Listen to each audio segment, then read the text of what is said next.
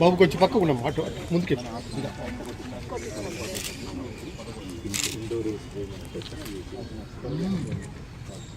Okay దాని plate పక్క పెట్టేసి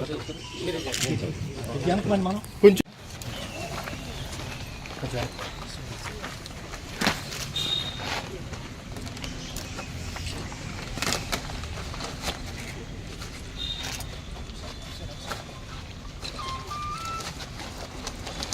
కూడా మనమే పక్కన కోడల్లో బుక్ చేసి తీసుకొచ్చి మనం తయారు చేసాం సార్ మన ఒంగోలు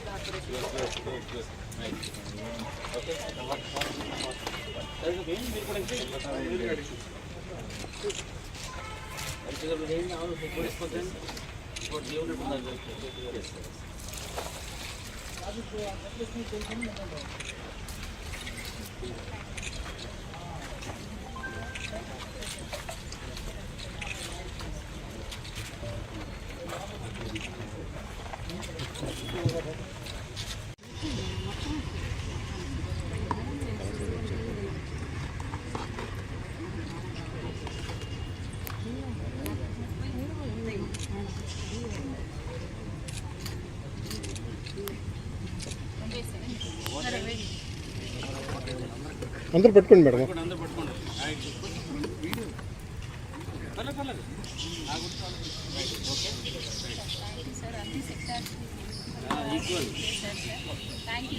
భాగస్వామి లేకపోతే ఏముంటుంది కదా.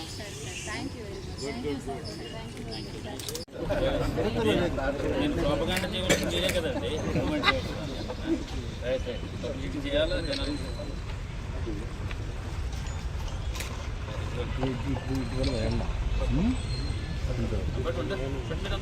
సార్. ఓకే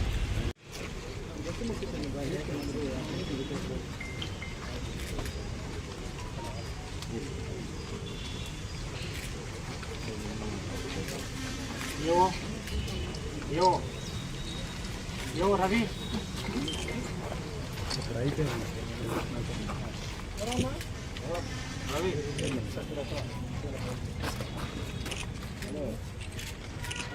ముందు సార్ ముందు రవి సార్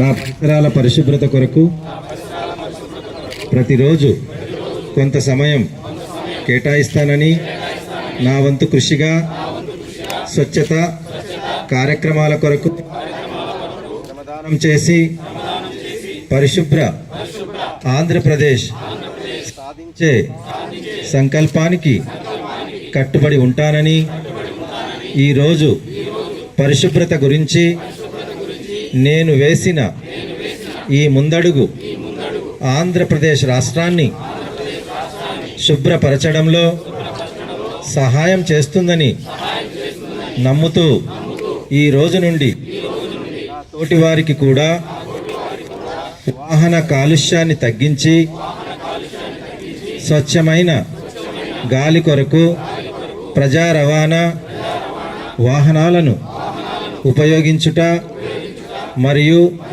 విరివిగా మొక్కలు నాటడం, సోలార్ విద్యుత్ వినియోగం వంటి పద్ధతులపై అవగాహన కల్పించే దిశగా ప్రయత్నిస్తానని, మన ఆంధ్రప్రదేశ్ను స్వచ్ఛ ఆంధ్రప్రదేశ్గా తీర్చిదిద్దేటట్లు నా వంతు కృషి చేస్తానని ప్రమాణం చేస్తున్నాను.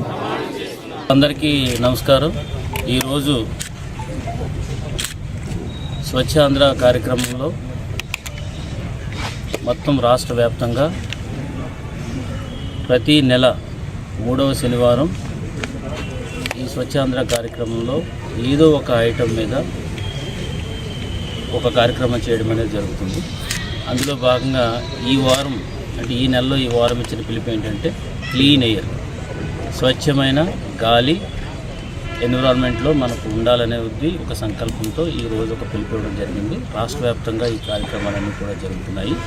అందులో భాగంగా ఏంటంటే పొల్యూషన్ ఎమిట్ చేసేటువంటి ఏమైతే వెహికల్స్ ఉన్నాయో, తర్వాత మన ఆఫీసెస్ నుంచి కూడా ఎక్కువ వెహికల్స్ వాడటం వల్ల సో ఈ కాలుష్యం అనేది జరుగుతుంది అండ్ గాలి కలుషితం అవడం జరుగుతుంది. అందులో భాగంగా ఈరోజు ఈ కార్యక్రమంలో ప్రజలకు అవగాహన కల్పించే విధంగా నేను నాతో పాటు ఉన్నటువంటి సిబ్బంది అంతా కూడా దగ్గరుంటే కాలినడకన, కొంచెం దూరం అయితే కనుక సైకిల్ మీద, ఇంకా దూరం అయితే కనుక ప్రజా రవాణా మీద, పబ్లిక్ ట్రాన్స్పోర్ట్ మీద రావాలని చెప్పేసి పిలిపించాము.